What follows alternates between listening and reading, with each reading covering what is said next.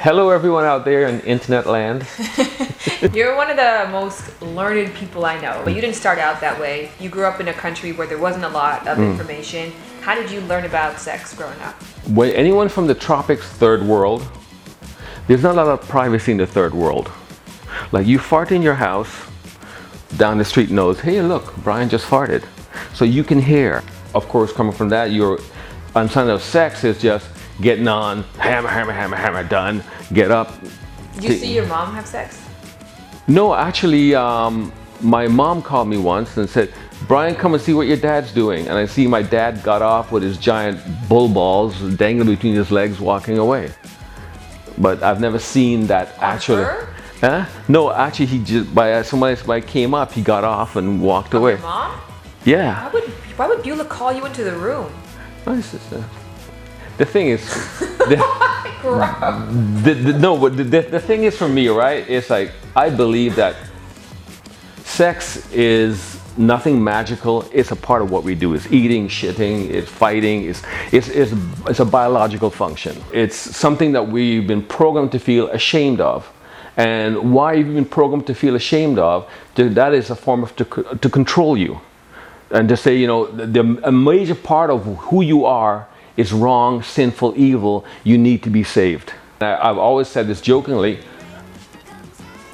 our children's education is lacking because there is nowhere to teach them about something that's very important, which is sex. How to do it, what you're doing wrong. Okay, so I'm curious then, because I feel like when I was growing up and first being sexually active, this wasn't the attitude that you had. No, my attitude's changed, but no, it was always been my attitude. But my attitude is what I was angry at you for being unsafe. Because as you can recall, you asked me a question, I always gave you an answer. I didn't waffle, I didn't do anything. But what I didn't realize is that, you know what? I have the right information, but I make the wrong decisions. Whereas I didn't apply that to you going, okay, you have the right information, but you will still make the wrong decisions. Well, I lost my virginity at 16, which is the average age that you're supposed to. Right. You lost your virginity at how old? I don't know if men can lose their virginity, but the first time I entered a vagina, I was 11. Isn't that crazy? She was 14. Did you have condoms available to you? Of course. Well, not in Guyana, but... No. No. The pull-out game was strong. Once I think for 12, 13, it's like you always took precautions. You know, you always looked after yourself, so it's like a safety thing. Can you imagine if your mom found out? My mother was the one who called me saying, Brian, look what your dad's doing. And don't forget to, in the tropics, there wasn't that helicopter parenting. I think from the time I was 5, you got up in the morning, had breakfast, left home, and you came back when it was dark. The thing with not feeling guilty about sex, recognize what turns you on, what you want, compartmentalizes it, and just be safe. This will sound sexist, but it is. Men, we have sex because it's something we need to do. Women, sex is more important for women. It normalizes them. The intimacy is more important for them, and especially so you become more cognizant of that. That they have more of a need. You have a need to ejaculate. They have a need for warmth, compassion. What advice would you give in terms of if you knew that about sex? What should a woman do to have a positive sex life where she feels celebrated, she has meaningful bonds, and it's good for her? Realistically, is that society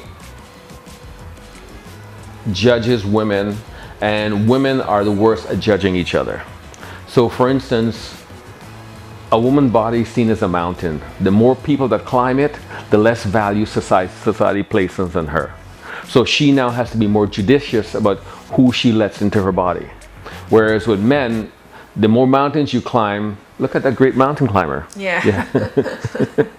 As somebody who's had a pretty good sex life since age 11 and on, what advice would you give to people in general about making sex a positive, non-detracting part of their life?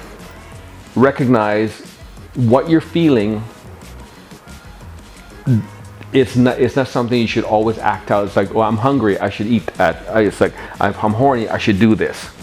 It has to be when it's right for you. Like having a successful life is, you have to be able to mitigate your desires to go when this is beneficial for me. And you have hands. You got messed up hands. Exactly. Does that help or hurt It the situation? actually helps because you know. My dad got his hand stuck in a bread slicing machine. So, but it's not ripped for my pleasure. Yeah. That's like the Trojan condom. Exactly. That is exactly. Well, yeah, high five thank on you, that note. Thank you, Lord. Your hands are sweaty. Are you nervous? No. Oh. I'm hot. It's just like when you're fat, you get hot.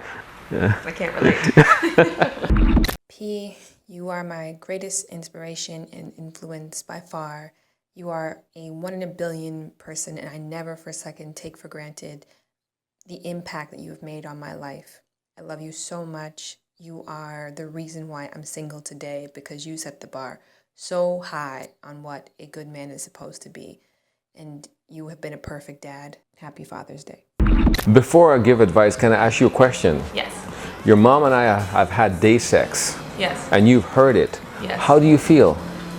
Awkward. Oh, can I tell you a secret then? Yes. In my adult years now, if I come home and visit, I would be happy to hear it. Okay. I would feel comforted by that. Okay. I would feel like, great, it's good for you guys. You're still having a healthy Well, sex no- life. Can I tell you something?